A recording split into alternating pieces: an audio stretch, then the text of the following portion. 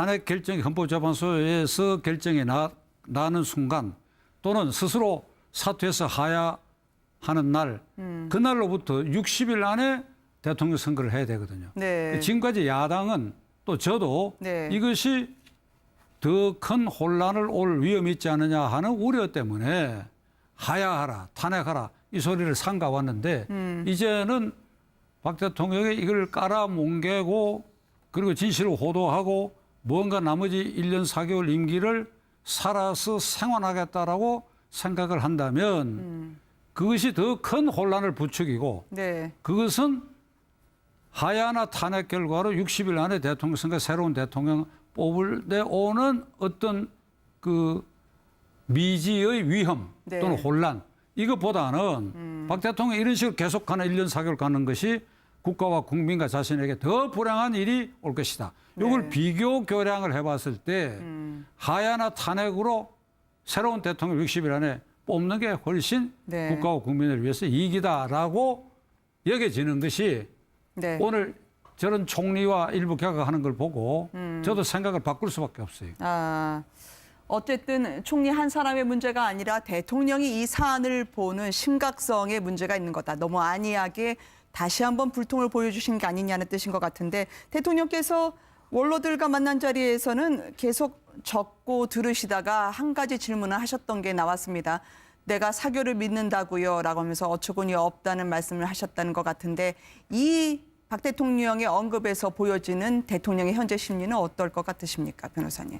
글쎄, 박 대통령의 현재 심경은 네. 좀 참담한 심경이 있을 것이고 그러면서도 모든 걸 내려놓고 모든 걸 고백하겠다고 하는 심경에까지는 차마 결단을 네. 못하고 있는 것 같은데 저는 박 대통령과 여전히 그 측근에서 조언하는 사람들이 아마 있을 것입니다. 네. 그대들에게 내가 충고를 하고 싶은데 네. 98년에 빌 클린턴 대통령이 러윈스키와의 이 성추문 스캔들 사건이 터져가지고 클린턴 대통령이 위정을 했어요. 네. 성추문에 대해서 아주 좁혀서 네.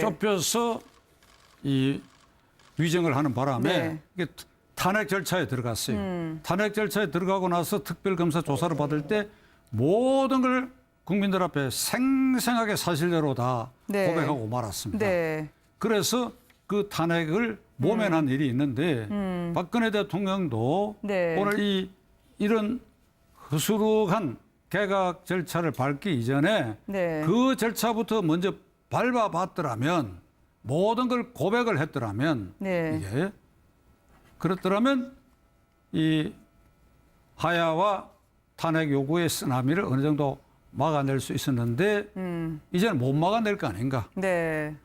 대통령. 만일 저기에 네.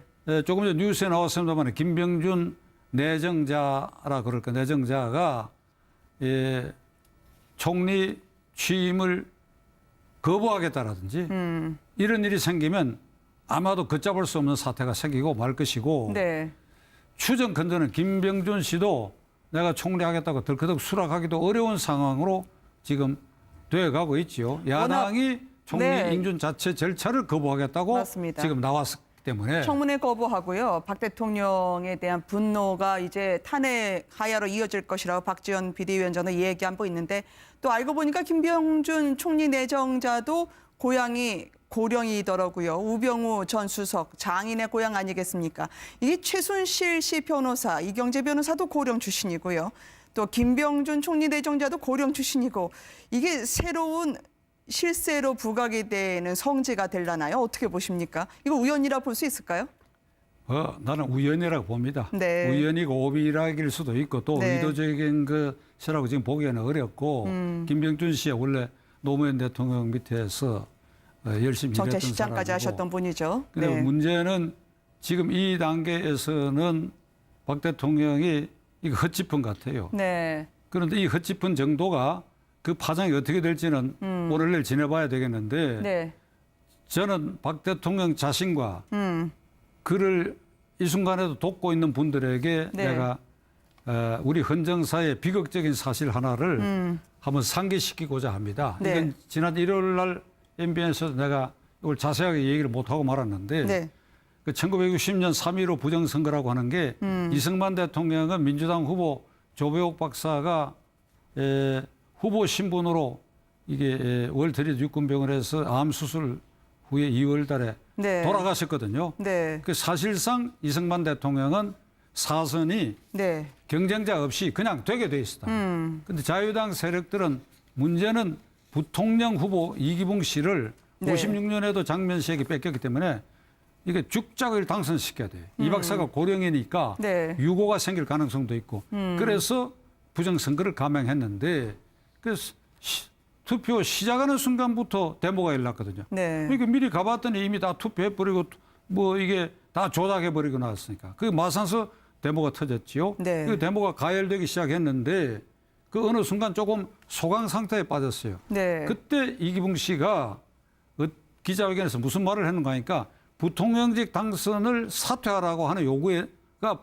데모가 이렇게 이 확대되다가 약간 소강 상태에 빠졌을 때 뭐라고 얘기했는가 하니까 부통령직 당선의 사퇴를 네.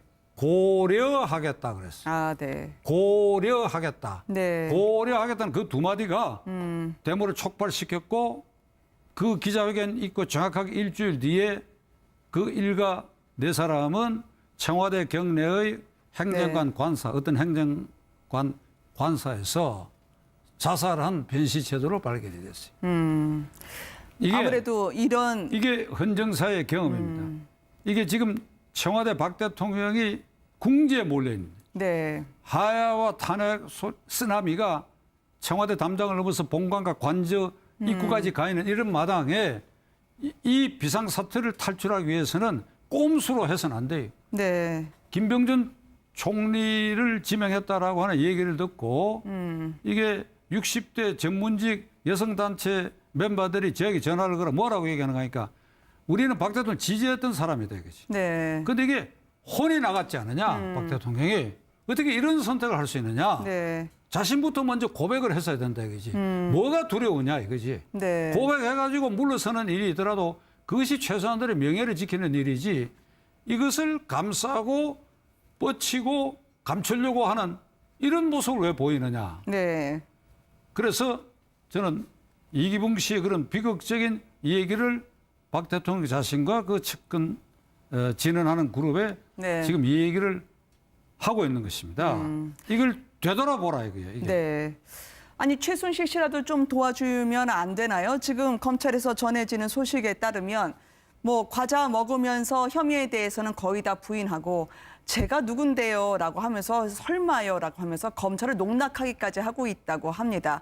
이런 최순실 씨 뭐를 믿는 걸까요? 그녀의 귀국 그리고 짜맞춘 듯이 오늘 영장이 발부되면서 총리까지 임명이 되는 지명이 되는 순간이었는데 누군가 치밀하게 뒤에서 각본을 짜고 있던지 그 각본에 의해서 움직이는 건 아닐까요? 각본이 있을 수도 있고 네. 최순실이라 하는 그 자연인의 성정도 그런 식으로 나타날 수도 있죠. 네. 저는 독일에서 이 귀국하기 전에 네. 여러 사람들 이견을 듣는 과정에서 일본에서 이런 일이 일어났다면 네. 이런 가정법으로 일본의 정치 문화하고 우리의 정치 문화하고 다릅니다. 네. 저쪽도 단점이 있지만 장점이 있는 부분이 있어요. 누군가가 책임을 집니다. 네. 그러면 최순실 씨가 귀국하기 전에 박근혜 최순실 게이트와 관련해서 일본 같으면 한 대여섯 명의 자살자가 이미 나왔어. 네. 대여섯 명의 자살자가 나왔어. 그래서 국민들의 분노하는 심정을 그런 과정을 통해서라도 순화시키는 그 일본의 그런 일종의 사무라이 문화 같은 게 있어요. 근데 우리는 네. 그렇지 않아요. 그리고 최순실 씨가 검찰에 갔어도 끝까지 그런다고 한다면 그건 정말로 박 대통령을 배신하는 것이지요. 네. 모든 건 제 잘못이라고 얘기할 수 있었어야지요. 그렇지 않습니까? 그렇죠. 그렇게 은혜를 잊고 그렇다고 한다면 말이죠. 그런 점에서도 제가 보기에는 인격적으로 파탄자다. 네. 아니 지금 뭐 여야를 보면 벌써 대통령이 된 것처럼 들떠하시는 것처럼 보이는 분도 있고 정작 대통령을 만들었다는 그 많던 호위무사가 있던 여당은 지금 4분 오열돼 가지고 오늘 아침 회의만 하더라도 난장판이 됐습니다. 여권은 어떻게 정신 차려야 될까요, 변호사님? 이런 말이 있죠. 네. 악이 이기는 데는 악인이 승리하는 데는 선의인의 침묵과 방조가 있다. 네. 그 친박들은 19대 국회 이래의 실권을 쥐고 20대 국회 박 대통령 당선시키고 이 과정에서 네. 노론자리를 차지하고 해먹을 다 해먹었잖아요. 네. 그들은 국민과 역사 앞에 직무유기한 사람들이죠. 네. 그들의 침묵과 방조가 네. 끝내는 박 대통령으로 하여금 최순실 게이트의 몸통으로 전락시킨 주범들 중에 한 가닥인데 네. 반성해야지. 석고대죄해야지. 새누리당 친박들도. 네. 그게 무슨 꼴들입니까? 지난 4.13 총선거를 회고해봐요. 그중에 특히 최경환 의원 같은 사람들은 어떤 짓을 했습니까? 대구 경북에 가가지고. 그것이 오늘날 이게 누적돼 갖고 박 대통령을 하면 저런 불행한 사태로 몰아넣었는데 지금 어디 고개를 꽂혀들고 다닐 수 있습니까? 네. 석고대죄해야지요. 그런데 일각에서는 지금 조응천 의원의 주장에 대해서 들여다보시는 분들이 있어요. 친박 분들이 없어진 줄 알았더니 박 대통령의 옛날 분들이 다시 살아 돌아오신다는 거죠. 죽은 자 가운데서 부활하는 것처럼 말이죠. 조응천 의원의 이야기 잠깐 듣고 변호사님 이야기 이어가도록 하겠습니다. 김기춘 전 실장이 이 상황을 장악하고 대응책을 마련하고 있다는 얘기가 들립니다. 김 전 실장은 이 정부 출범 첫 해인 2013년 8월 초순까지 최순실이 주거지로 사용하던 신사동 미승빌딩 7, 8층을 사무실로 얻어가지고 정권 초기에 프레임을 짰다는 그런 언론 보도도 있었습니다. 이런 분이 또 막후에서 총괄 기획을 한다면 박근혜 최순실 게이트의 진상이 제대로 밝혀질 리가 없습니다. 최순실 게이트라고 하는 종이가 펼쳐져야 되는데 그게 착착 접혀지고 있는 것 같다. 그 배후에는 김기춘 전 실장이 있는 것 같다라는 주장이었었습니다. 2년 전에 네. 조응천, 박관천 팀이 만든 보고서에 네. 청와대 실세 1위 최순실이고 네. 2위가 정윤회고 3위 박 대통령이라고 한 거. 네. 그 굉장히 시사적이고 2년 만에 그것이 증명이 됐거든요. 네.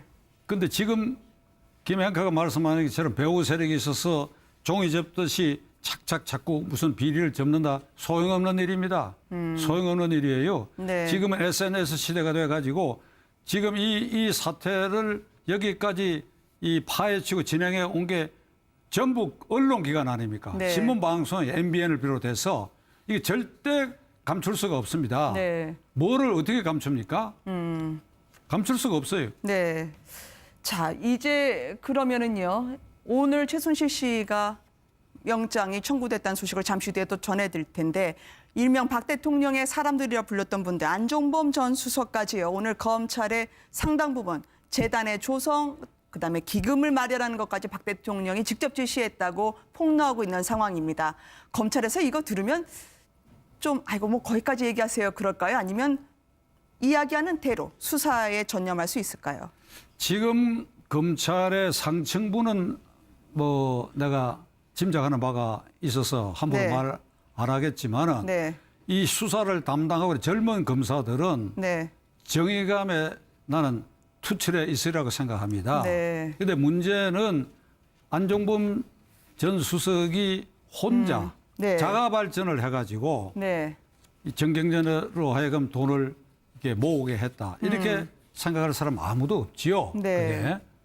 그게. 일개 수석 비서관이 함부로 그렇게 할 수 있습니까? 네. 그거는 반드시 대통령의 지시와 의무가 있기 때문에 가능한 것이고 네. 그 배후에 역시 최순실 씨가 있다고 하는 것은 지금 거의 다 드러난 일 아닙니까? 그러니까 김앵카하고 제가 지금 말을 어렵게 하고 있는 겁니다. 네. 그렇다면 어떻게 생각하십니까? 네. 그럴 것 같다는데 어떻습니까? 이러는데 이거 웃을 일이 아닌데 네. 시중에 가면 말이죠. 네. 우리 사전을 찾아봤어요. 뻔할 뻔자 있잖아요. 네. 뻔하다는 거 있잖아요. 네. 그걸 뭘 따집니까? 그 누군 나보고 이렇게 얘기합니다. 저게 다 발뺌해버리면 구속영장이 발부되겠냐고 그랬어요. 무슨 소리냐? 뻔할 뻔자인데 네. 지금 다 드러났지 않냐 이게. 정경련 상금 부회장 이승철인가 하는 사람도 자발적으로 했다 그러다가 네. 어쩔 수 없으니까 시켜서 했다고 다 얘기했잖아요. 그러니까요.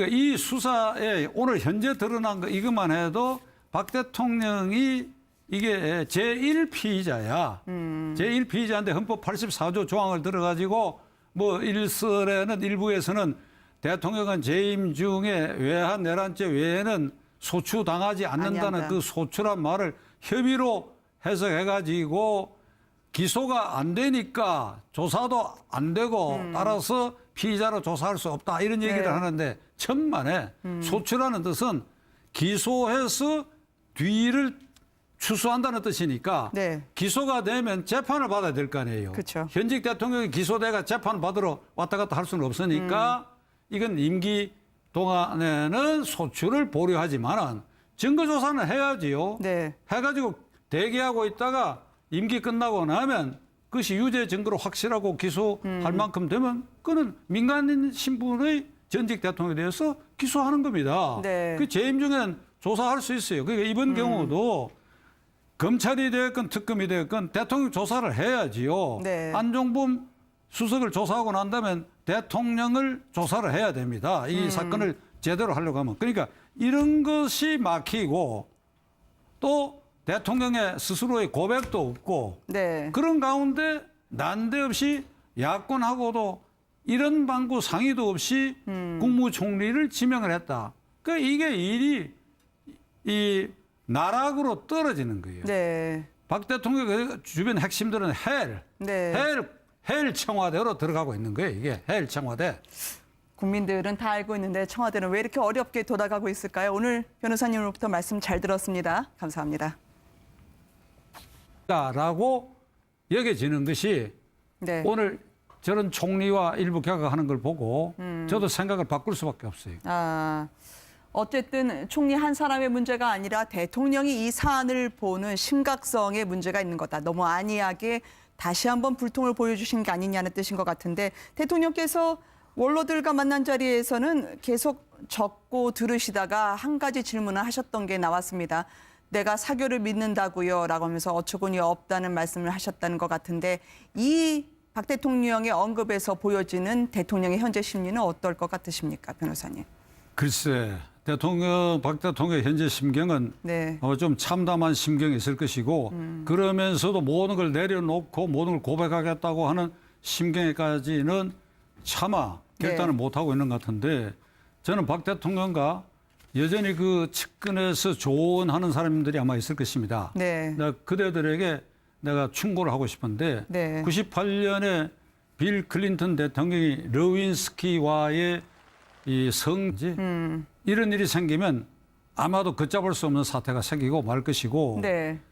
추정 건드는 김병준 씨도 내가 총리하겠다고 덜커덕 수락하기도 어려운 상황으로 지금 되어가고 있지요. 야당이 총리 네. 인준 자체 절차를 거부하겠다고 맞습니다. 지금 나왔기 때문에 청문회 거부하고요. 박 대통령에 대한 분노가 이제 탄핵 하야로 이어질 것이라고 박지원 비대위원장은 얘기한 바 있는데 또 알고 보니까 김병준 총리 내정자도 고향이 고령이더라고요. 우병우 전 수석 장인의 고향 아니겠습니까? 이 최순실 씨 변호사, 이경재 변호사도 고령 출신이고요. 또 김병준 총리 내정자도 고령 출신이고 이게 새로운 실세로 부각이 되는 성지가 되려나요? 어떻게 보십니까? 이거 우연이라 볼 수 있을까요? 나는 우연이라고 봅니다. 네. 우연이고 오비락일 수도 있고 또 네. 의도적인 것이라고 지금 보기에는 어렵고 김병준 씨가 원래 노무현 대통령 밑에서 열심히 일했던 정책실장까지 사람이고. 하셨던 분이죠. 근데 네. 문제는 지금 이 단계에서는 박 대통령이 이거 탄핵 결정이 헌법재판소에서 결정이 나는 순간 또는 스스로 사퇴해서 하야하는 날 그날로부터 60일 안에 대통령 선거를 해야 되거든요. 네. 지금까지 야당은 또 저도 네. 이것이 더 큰 혼란을 올 위험이 있지 않느냐 하는 우려 때문에 하야하라, 탄핵하라 이 소리를 삼가왔는데 이제는 박 대통령이 이걸 깔아뭉개고 그리고 진실을 호도하고 뭔가 나머지 1년 4개월 임기를 살아서 생활하겠다라고 생각을 한다면 그것이 더 큰 혼란을 부추기고 네. 그것은 하야나 탄핵 결과로 60일 안에 대통령 선거 새로운 대통령 뽑을 때 오는 어떤 그 미지의 위험 네. 또는 혼란 이것보다는 박 대통령이 이런 식으로 계속하는 1년 4개월 가는 것이 국가와 국민과 자신에게 더 불행한 일이 올 것이다. 이걸 네. 비교 교량을 해봤을 때 하야나 탄핵으로 새로운 대통령 60일 안에 뽑는 게 훨씬 네. 국가와 국민을 위해서 이익이 더 짚은 것 같아요. 네. 그런데 이 헛짚은 정도가 그 파장이 어떻게 될지는 오늘 내일 지내봐야 되겠는데 네. 저는 박 대통령 자신과 그를 이 순간에도 돕고 있는 분들에게 네. 내가 우리 헌정사의 비극적인 사실 하나를 한번 상기시키고자 합니다. 네. 이건 지난 일요일 날 MBN에서도 내가 이걸 자세하게 얘기를 못하고 말았는데 네. 그 1960년 3.15 부정선거라고 하는 게 이승만 대통령은 민주당 후보 조배옥 박사가 후보 신분으로 이게 월트리트 육군병원에서 암 수술 후에 2월 달에 네. 돌아가셨거든요. 네. 그 사실상 이승만 대통령은 사선이 네. 경쟁자 없이 그냥 되게 돼 있었다. 그런데 자유당 세력들은 문제는 부통령 후보 이기붕 씨를 네. 56년에도 장면 씨에게 뺏겼기 때문에 이게 죽작을 당선시켜야 돼요. 이 박사가 고령이니까 네. 유고가 생길 가능성도 있고 그래서 부정선거를 감행했는데 그래서 투표 시작하는 순간부터 데모가 일어났거든요. 네. 그러니까 미리 감추면 스캔들 사건이 터져가지고 클린턴 대통령이 위정을 했어요. 네. 성추문에 대해서 아주 좁혀서 네. 이 위정을 하는 바람에 네. 이게 탄핵 절차에 들어갔어요. 탄핵 절차에 들어가고 나서 특별검사 조사를 받을 때 모든 걸 국민들 앞에 생생하게 사실대로 다 네. 고백하고 말았습니다. 네. 그래서 그 탄핵을 모면한 일이 있는데 박근혜 대통령도 네. 오늘 이런 허술한 개각 절차를 밟기 이전에 네. 그 절차부터 먼저 밟아봤더라면 모든 걸 고백을 했더라면 네. 이게 그렇더라면 이 하야와 탄핵 요구의 쓰나미를 어느 정도 막아낼 수 있었는데 이제는 못 막아낼 거 아닌가. 네. 대통령. 만일 저기에 네. 조금 전 뉴스에 나왔습니다만 김병준 내정자라 그럴까 내정자가 총리 취임을 거부하겠다라든지